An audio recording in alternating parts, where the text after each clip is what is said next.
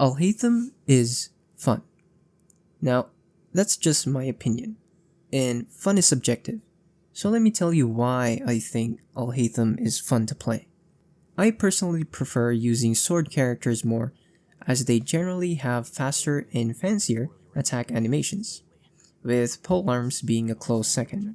Most of the time, a lot of characters have nice attack animations, but are often overshadowed, either because these characters are supports and you don't really want to use their normal attacks, or they've been given to characters which you're not gonna build as a main DPS. So it's really refreshing to see a character with a fast and fancy attack animation which you actually get to see and use since Alhaitham is an on-field Dendro DPS. But there's so much more that goes into making a character fun than their normal attacks, such as abilities, playstyle, team comps, aesthetic, personality, lore, and Alhaitham checks all the boxes. Everything about Alhaitham is fun. Well, at least for me. And everyone's also been calling him Dendro Kuching, but he feels much more like a combination of different characters, which is totally fitting since it's believed that Alhaitham learned to fight using canned knowledge. He feels like a mixture of, well, obviously Kuching, having similarities in their skill and ult, but also with how Child plays in melee form. Child also has a fun playstyle, but my problem with him is that there's a pretty lengthy cooldown after being in melee form, and he'll ultimately revert back to his bow stance, which is boring for me. I know that there are ways to get around the long downtime by managing your cooldown, but if you want it shorter, that also means you spend less time in melee form, and that's not really fun. With Alhaitham, although yes, you also have an 18-second cooldown on your skill, but he has this mirror mechanic, where each mirror lasts 4 seconds each for a total of 12 seconds.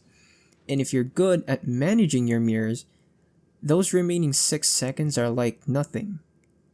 Most of the time, I don't even manage my mirrors that well, and by some miracle, I seem to have at least one mirror just by mashing random buttons, without even paying that much attention to the cooldown.